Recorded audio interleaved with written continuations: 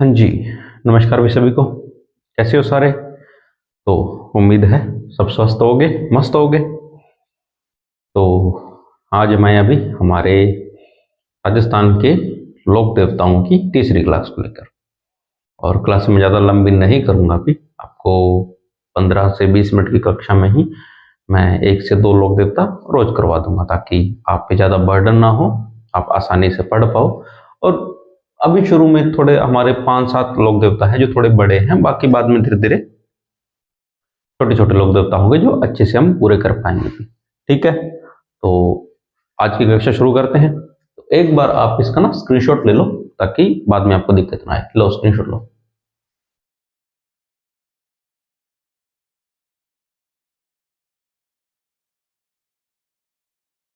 ले लिया? चलो शुरू करें।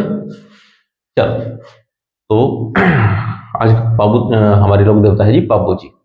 ठीक है, तो आपने कुछ कहानियां भी पढ़ी होगी। जो पुराने बच्चे हैं जो पहले से तैयारी कर रहे हैं, उन्होंने कुछ कहानियां पढ़ी होगी। चलो सामान्य जानकर देखते हैं। इनका जन्म कब हुआ था? 1239 ईस्वी। अगर हम विक्रम संवत में देखें तो 1297 विक्रम संवत। कहाँ हुआ था? तो कोल्लुमड, जो कि अभी फलौदी में है, और यही इनका मुख्य मंदिर है। और यहाँ एक मेला भरता है भी चैत्र अमावस्या को। ठीक है, ये सामान्य जानकारी है, मैंने आपको दे दी। उसके बाद पिता धांधल जी राठौड़, माता कमला दे, पत्नी फुल्लनदेया, उन्हीं का नाम था भी सुप्यार दे। कहीं कहीं फुल्लन दिया जाता है, कहीं कहीं सुप्यार दिया जाता है, तो आप कंफ्यूज मत होना भी, एक ही इंसान का नाम है। घोड़ी थी इनमें केसर काल में। घोड़ी किस थी? केसर काल में घोड़ी थी। उनके गुरु थे भी समर्थ भारती। बहन थी पेमाबाई और सोनाबाई, और भाई थे बुड्ढो जी। और इनके बहनोई थे भी जिंदराव खिंची। ठीक है, प्रमुख नृत्य कौन सा होता है? तो थाली नृत्य होता है। प्रतीक चिन्ह अगर पूछ लिया जाए तो भाला लिए अश्वारोही। अश्वारोही होता है जो घोड़े पर सवार इंसान होता है, मतलब एक घोड़े पर इंसान सवार एक बंदा है जिसके हाथ में भाला है भी। ये इनका प्रतीक चिन्ह है। और प्रयुक्त अनुयायी, प्रमुख अनुयायी पूछे तो रायका, रेबारी, थोरिया, नायक जाति के जो लोग होते हैं वो इनके प्रमुख अनुयायी होते हैं। और वाद्य यंत्र होता है भी रावण हत्ता और माठ, जो इनके पवाड़े गाते समय या इनकी कथा बाजते समय प्रयोग में लाए जाते हैं। कौन से? रावण हत्ता और माठ। एक युद्ध हुआ था भी, देंचू का युद्ध। क्यों हुआ था? तो आपने देखो भी कहानियां सबने सुनी होगी, मैं इतना डीप में नहीं जाऊंगा।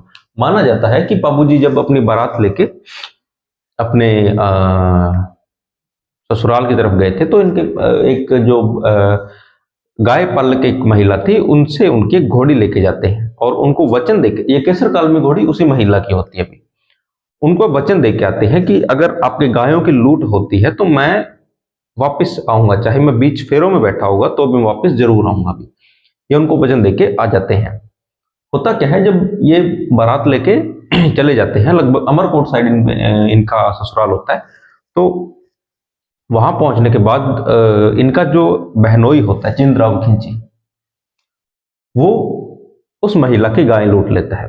और उस समय गायों की लूट, मैंने आपको बताया कि बहुत मायने रखती थी भी, उनको बचाना एक धर्म का काम होता था। आज भी है, उस समय भी था भी। ठीक है, तो वो महिला जाती है वहां और बाबूजी को बोलती है कि मेरी गायों की लूट हो गई और आपने वचन दिया था, अब बचाओ। तो उस समय बाबूजी क्या थे कि फेरे ले रहे थे, उन्होंने 3 फेरे पूरे कर लिए थे अभी। माना जाता है 3 फेरे पूरे कर लिए थे, और तीसरे फेरे में ही वो उठकर गायों की रक्षा के लिए चले गए थे। तो देंचू नामक जगह पर उनका युद्ध हुआ था जिंदराव खिंची के साथ। ठीक है, जिनमें बाबूजी और उनके भाई बुड्ढो जी दोनों वीर गति को प्राप्त हो गए थे। ठीक है, दोनों गौ रक्षा करते हुए वीर गति को प्राप्त हो गए थे। ठीक है, तो इनकी जो पत्नी थी फूलन दे, अब कुछ बच्चे बोलेंगे सर पत्नी कैसे हुई, फेरे तो 3 हुए थे। होती है, आज के समय में नहीं बोल सकता, उस समय में तो अगर सगाई भी हो गई तो वो आधी पत्नी हो गई थी भी। ठीक है, और जो केसर बाई थी जो कि बुड्ढो जी की पत्नी थी, वो दोनों सती हुए थे भी। ठीक है, अब हुआ क्या था, केसर बाई के एक गर्भ में बच्चा था भी, तो अब गर्भ में बच्चा लेके सती नहीं हो सकते, तो उन्होंने अपने जो पेट को चीर के उस बच्चे को बाहर निकाल दिया था भी, जिसको हम आज के समय में सिजेरियन बेबी बोलते हैं। ऑपरेशन से, मैंने लिख दिया भी देवी। केसर बाई ने सती होने से पहले गर्भ से 7 माह के बच्चे को झाड़ कर, मैंने इंग्लिश में भी लिख दिया, ऑपरेशन के थ्रू, जैसे ऑपरेशन जिसको बोल सकते हैं, उस समय क्या बोलते थे, झाड़ कर झाड़ कर निकाला जिसका नाम क्या पड़ा, जरडा जी। झाड़ कर निकाला गया जिसके नाम, इनका नाम क्या पड़ा, जरडा जी या रूपनाथ जी। और बाद में यही चलकर आगे जितेंद्रराव खिंची से अपने पिता और चाचा की मृत्यु का बदला लेते हैं भी। ठीक है, चलो इतना पता चल गया कि अपने गायों की रक्षा के लिए अपनी बहन हुई जितेंद्रराव खिंची से लड़ते हुए बाबूजी और बुड्ढो जी की दोनों वीर गति को प्राप्त हुए। और फुल्लंदे और केसरबाई दोनों सती हुई। केसरबाई के गर्भ में एक बच्चा था जिसको झाड़ कर, या सिजेरियन बोल सकते हो आप, सिजेरियन के थ्रू बाहर निकाला गया और बाद में वही उनका नाम झरडा जी पड़ा और उन्होंने बाद में जितेंद्रराव खिंची से अपने पिता और चाचा की मृत्यु का बदला लिया था भी। ठीक है, इनके सहयोगी थे भी कौन, चांदा या डामा। उसके बाद हरमल, देपा, खापू और पेमा। मैंने कुछ नाम और लिखे हैं अभी, एक दो नोट्स और बुक्स में देखे थे तो मिल गए नाम, और मैंने सोचा कि लिख देता हूं, अगर कभी पूछ ले तो आपको कंफ्यूजन ना होगी। ठीक है, अब एक मानना जाता है कि राजस्थान में ऊंट लाने का श्रेय पाबूजी को जाता है। ठीक है, और ऊंट बीमार होने पर क्या किया जाता है कि पाबूजी की फड़ का वाचन किया जाता है। वो मैंने लिख दिया अभी। ऊंट पालक जो जाति होती है कौन सी, रायका या रेबारी जाति है भी, उनके आराध्य देव है पाबूजी। ठीक है, और सर्वाधिक कहां पाए जाते हैं, जैसलमेर में पाए जाते हैं। राजस्थान में ऊंट लाने का श्रेय पाबूजी को। ठीक है, ये मैंने बता दिया। तथा ऊंट के बीमार होने पर पाबूजी की फड़ का वाचन किया जाता है। कौन करता है, तो भोपा, या तो भील होगा या नायक जाति का भोपा होता है, वह उसका वाचन करता है। तथा रावण हत्यावाद्य यंत्र का प्रयोग किया जाता है। एक ही लाइन में मैंने आपको पूरी बात लिख दी।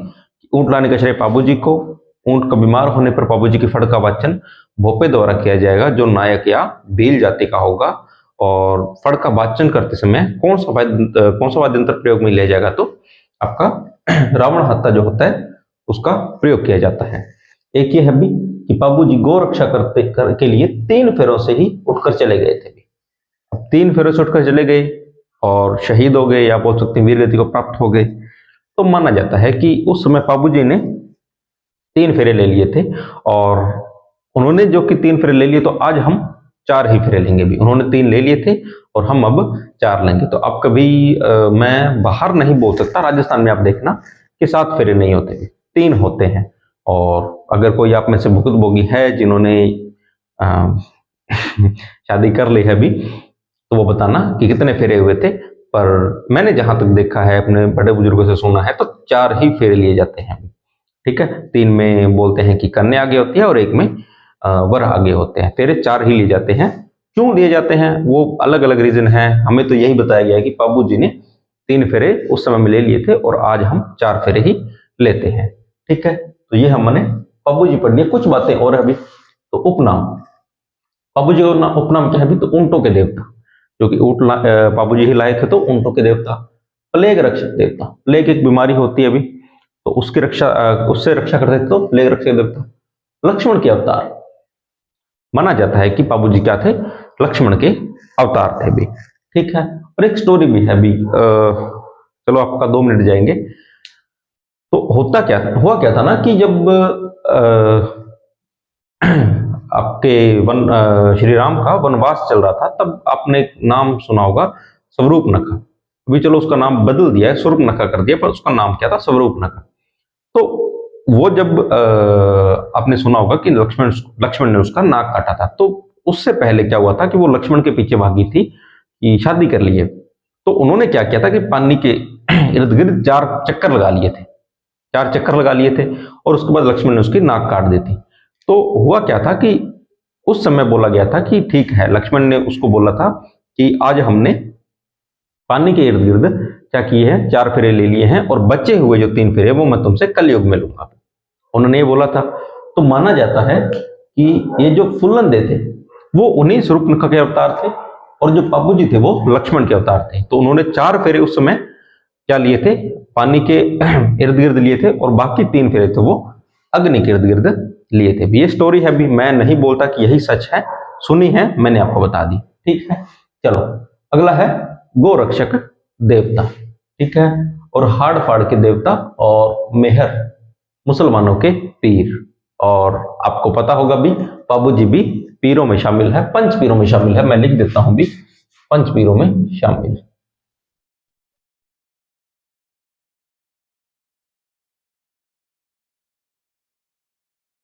ठीक है, इसलिए क्या है, मुसलमानों के पीर है भी। कुछ रचनाएं हैं, पाबू प्रकाश आशिया मूर्जी की लिखी हुई है, पाबू सोरठा और पाबू बत्तीसी जो रामनाथ कविया की लिखी हुई है, और पाबू जीरी बात, ये किसकी है भी, लक्ष्मी कुमार चुंडावत की। चार पुस्तकें मैंने लिखी हैं, आपको याद होनी चाहिए भी। हो सकता है प्रश्न पूछ ले कि कौन सी एक पुस्तक या मिलान के लिए देगा भी। मेरे हिसाब से तो मिलान के लिए प्रश्न ज्यादा देता है कि कौन सा कथन सही है या कौन सा गलत है, मिलान से देगा। क्योंकि अगर वैसे देगा तो चारों में ही पाबूजी लगा हुआ है, पहचान लोगे। तो ये मिलता है मिलान के लिए इनके पुस्तक का नाम और आगे रचनाकार। तो आपको याद होनी चाहिए, चार है भी, चारों के नाम याद होने चाहिए। और पाबूछे से जो जुड़ती हुई जितनी बातें थी, मैंने कोशिश की आपको सारी बताने की। इससे बाहर कुछ भी हो तो आप मुझे कमेंट करके बताना। और एक बार आप इसका स्क्रीनशॉट लो, फिर करते हैं आगे। लो स्क्रीनशॉट।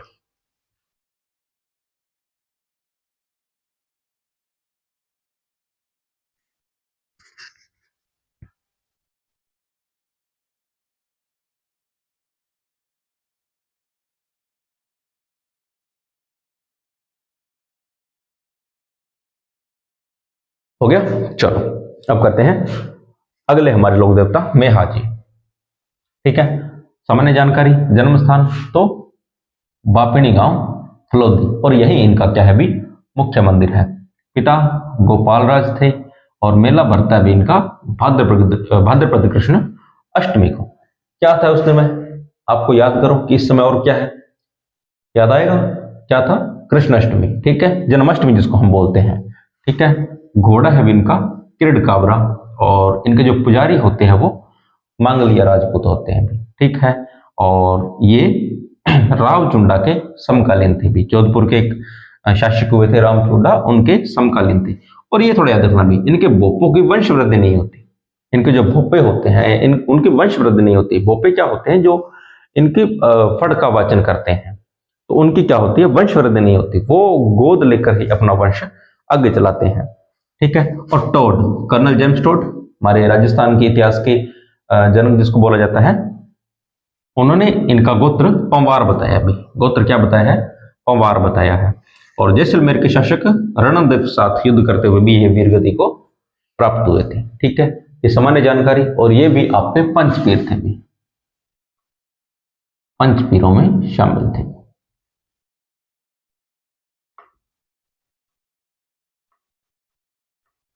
ठीक है, एक सामान्य सी ट्रिक होती है भी, मैंने यहाँ लिख देता हूं आपको।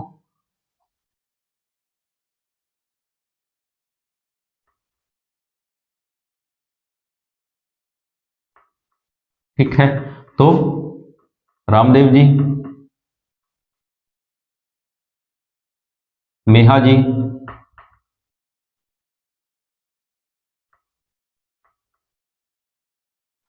गोगा जी,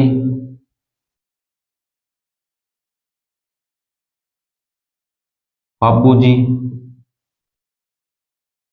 और हड़बू जी, ये आपके पांच पीर है भी। आप ऐसे याद रख सकते हो, ऐसे करो, वरना एक पंक्ति है भी कि पाबू हड़बू रामदेव मंगलिया मेहा, पांचों पीर पधार जो गोगा जी जेहा।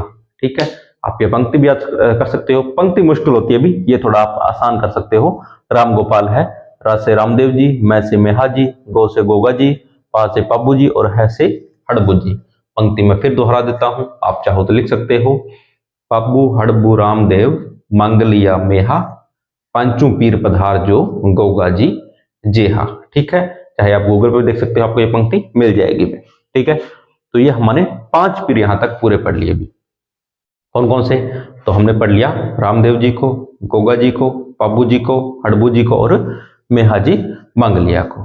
ठीक है, हमारे पांच पीर हो गए। तो एक बार आप इसका भी स्क्रीनशॉट ले ही लो। लो स्क्रीनशॉट।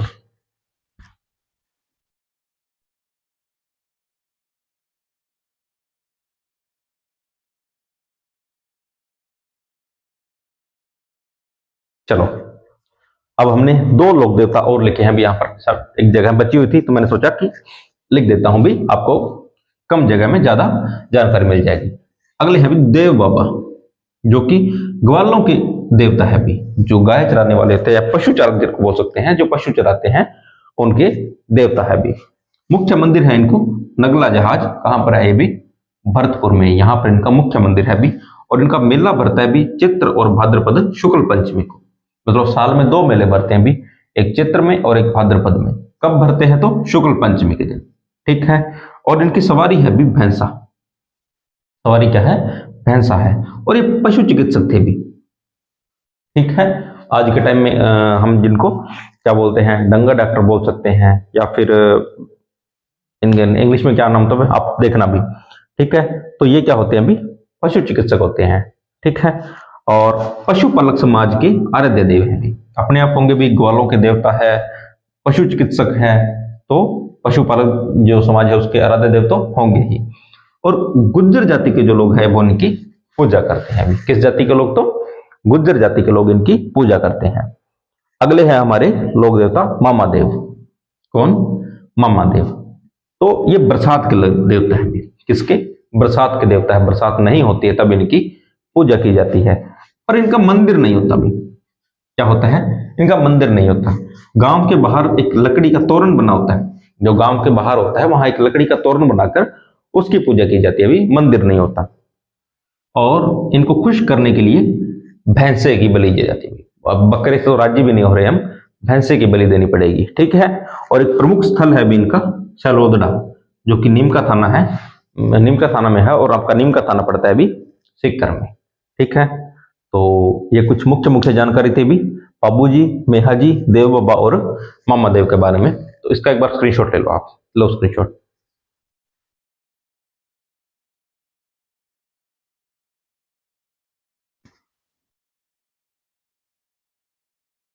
हो गया? चलो अब देखो, मैंने कोशिश की है ये 18-20 मिनट की क्लास में आपको अधिक जानकारी दूं।